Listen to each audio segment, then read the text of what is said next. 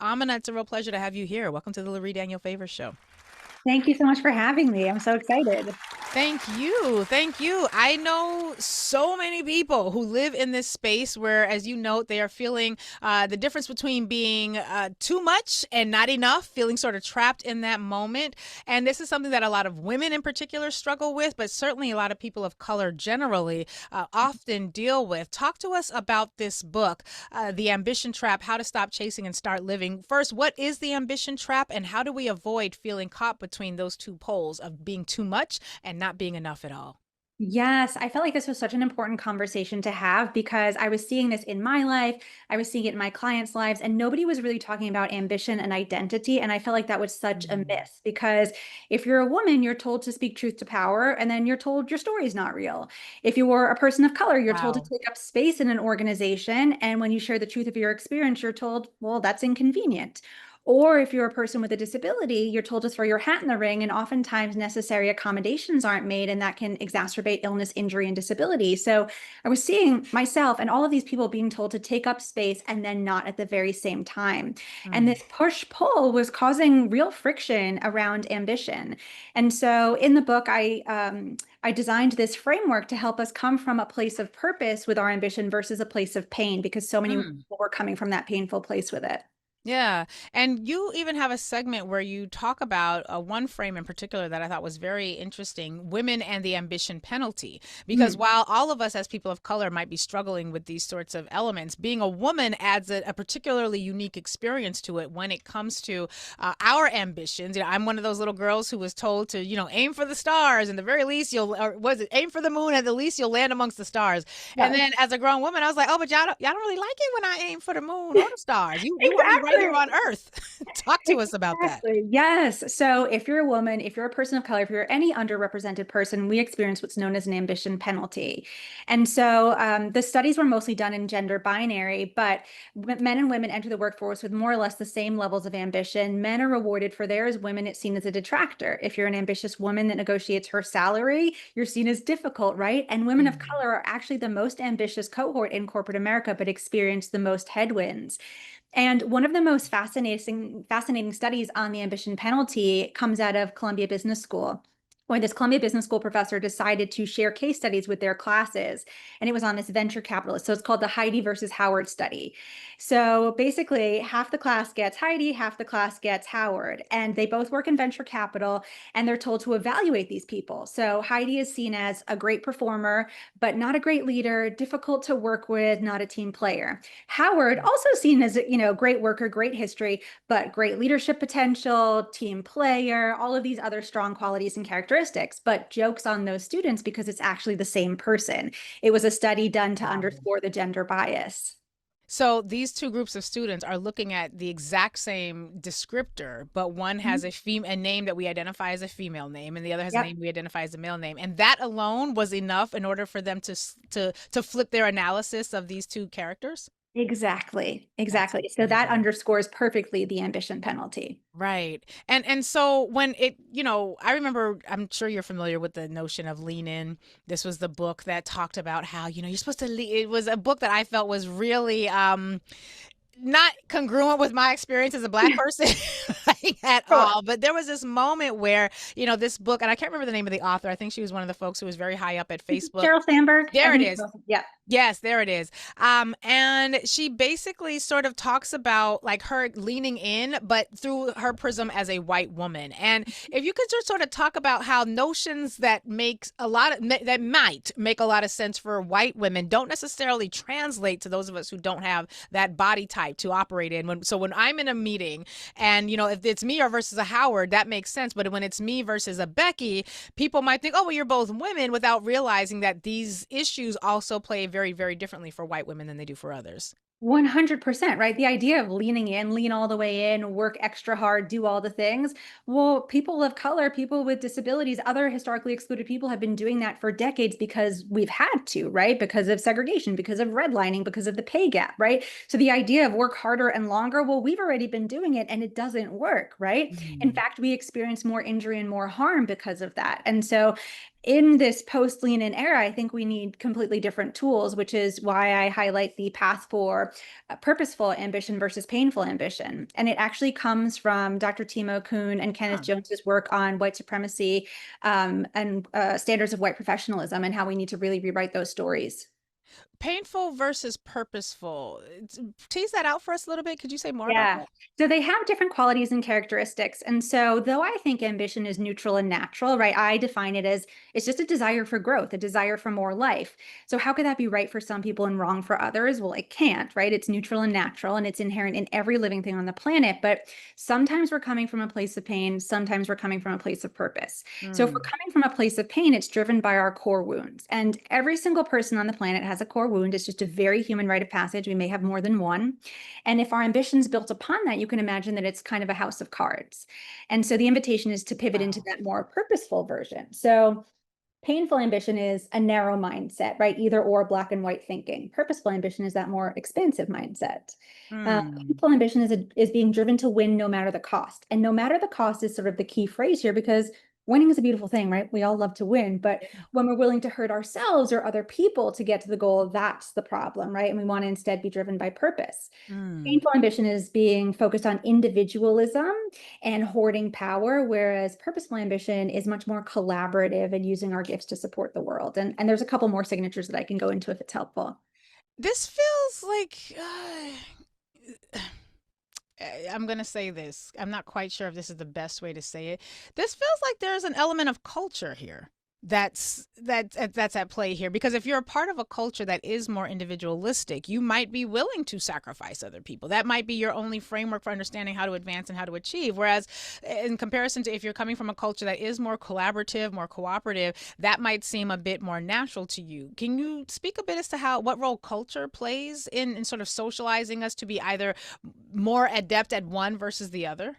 Yeah, this is such a great question. So I actually come from two collectivist cultures, and collectivist cultures tend to be more collaborative versus individualistic, sometimes to our Sure. detriment, right? Where we're so focused on the group, we renounce our own identity.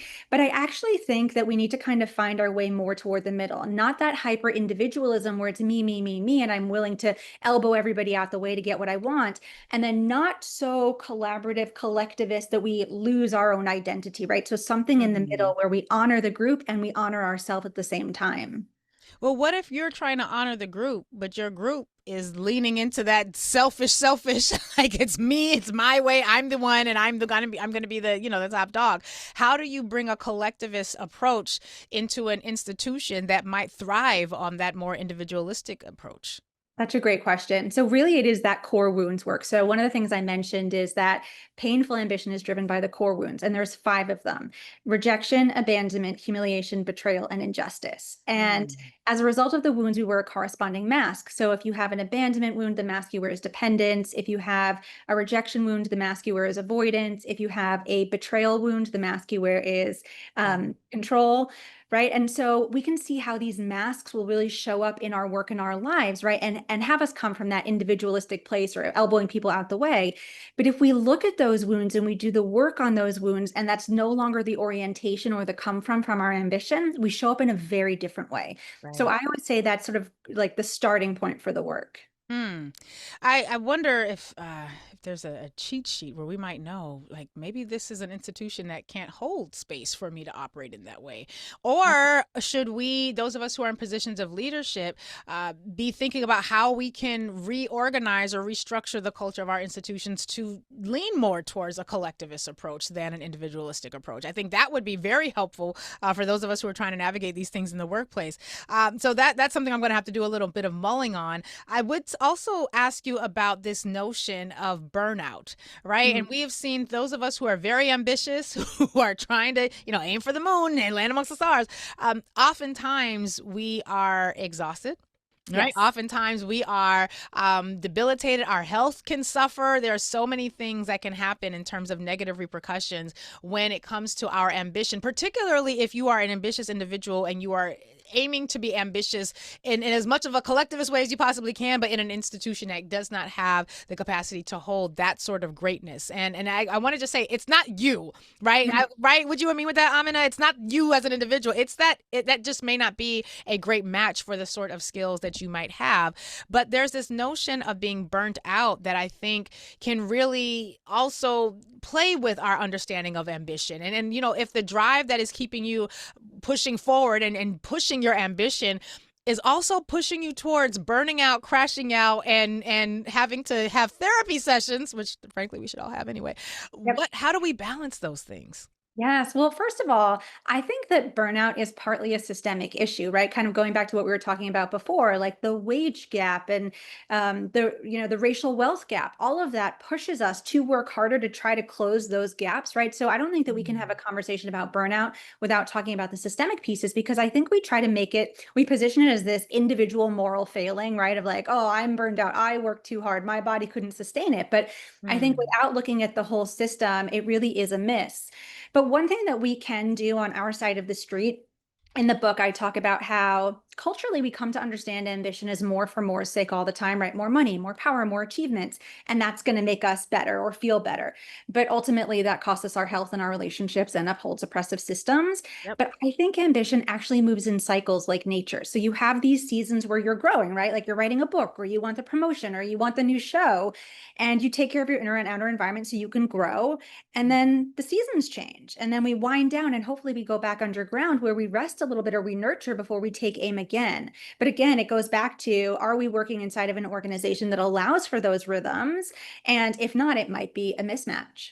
Might be a mismatch.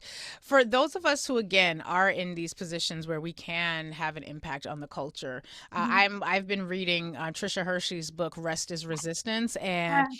because I'm also an executive director, I'm like, well, I just can't be the only one that has information. I need my team to understand. I can't have them burnt out. And I always tell my team, listen, we are a nonprofit. I cannot pay you goo gobs of money. I cannot give you big bonuses at the end of the year, but I can work to preserve your mental health. I can do my best to make sure that we are as communal a space as possible. So like I try to do the little things, but how can I, as a leader in my industry, in my corporation, in my nonprofit, how can I ensure that I'm creating an environment where my team is not going to be a team that's set up to basically fall into the ambition trap and get stuck there? I love this. And Trisha Hersey's work is so fantastic. Nap Ministry. Just Yes. check out her work. She's incredible.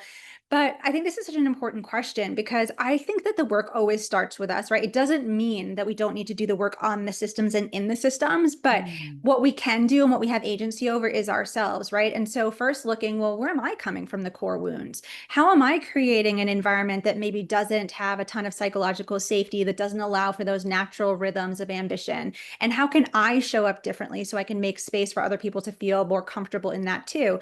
Because Mm. as humans, we're relational, right? So we're always in a dynamic. So if you're different and you show up differently, then the dynamic is different, right? The dance Mm. is different. And then the culture, by virtue of that, changes too. And when people see how different you are, they're going to want a dose of the medicine too. Yeah. And so the work really does start with us. Mm. That's important. And again, it can be for those of you who are in positions of leadership and you are trying to change the culture change is so hard because Mhm. I will blame myself and I'll use myself as an example. I have definitely set a tone for overworking being the norm. I came out of corporate law. So when I came into the nonprofit space, I carried those bad habits with me. And now I'm trying really hard to change things. But my team, we've got a ton of stuff on the agenda because we're a hardworking team. And when I'm trying to tell to somebody if they're listening right now, they know who they are. If I'm trying to tell somebody, you got to go home. You've been here all day. I'm Yep. going home. You got to go home. And they're like, well, no, because we got to get the thing done. I'm realizing that these are systems and patterns of behavior that are very much ingrained, and Mhm. it's going to take a lot of work to undo it. But talk to us about the benefit of doing the hard work, of making sure that we are avoiding the ambition trap, either as individuals or as industry and community leaders who are trying to create a different different approach. What are the benefits of avoiding the ambition trap? And what's the alternative? If I'm not being trapped by my ambition, do I have to be trapped at all? And if so, what's better to be trapped by? And if I don't have to be trapped at all, what does that even look like for an American woman? Yes. Well, first of all, I think when I have this conversation with folks, they're like, well, sometimes you need like a little bit of intense work, or they'll use the language of hustle, which I don't love that language. And we do need to work hard, right? I'm not saying that we're renouncing our ambition or that we're not working hard, but there's a line, right? There's a line which when we tip over it, we hurt ourselves, we hurt other people. And Mm. so we're always watching for the line. Like writing a book is hard, right? I worked hard in that process, but I kept watching my core wounds. I kept watching control come up and then taking a step back and choosing something different. So that's really important. And when we renounce the ambition trap, or we sidestep the ambition trap, or we create cultures that can have purposeful ambition, we create a greater sense of belonging, cultures of care, cultures of well-being, cultures of purpose. And Wow. who doesn't want to create that?